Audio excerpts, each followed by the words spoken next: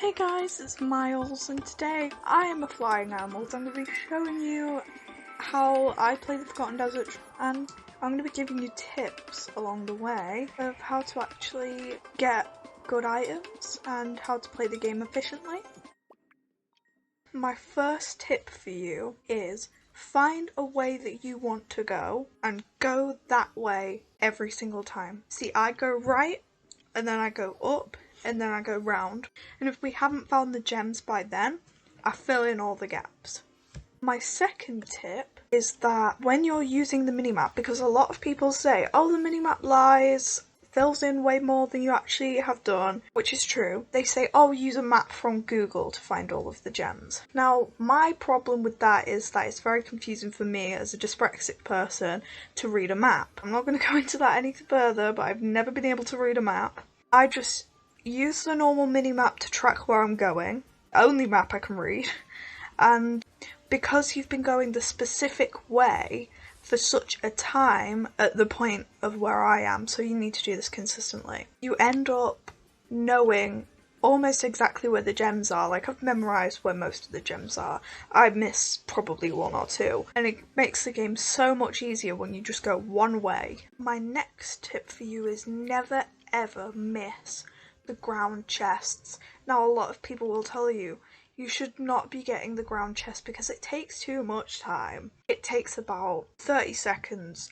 at most. Get the ground chests. I mean, you can get all sorts in there. You can get fox hat, wands, pirate sword. My next tip, I don't actually do this, but if possible, if you have a Discord server that you've joined or Instagram group chat of some friends in real life or online that you play Animal Jam with, get them to play with you at least a few times a day if you have free time. My next tip is get a better computer. Now, what I mean by that is if your laptop lags really badly on this game, then probably you can't play it. If you are an older jammer who has money, they have a job, I would highly recommend buying a good gaming laptop. Play this game every day.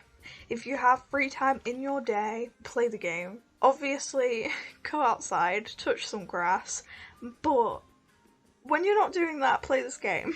Never, and I mean never, discard the items that you get from ground chests or normal chests. It may be a little bit tempting if you get like a tie or a hat and beard, but I've earned 70,000, maybe 80,000 gems just from playing this game, and it is so much easier to play this game and recycle the items rather than, playing any other minigame to get gems. I always want gems because Animal Jam HQ always brings out those dens that you think, oh my god, that's so cute, I want it. But now I bought it because it was only 2,000 gems and that's a little amount to me.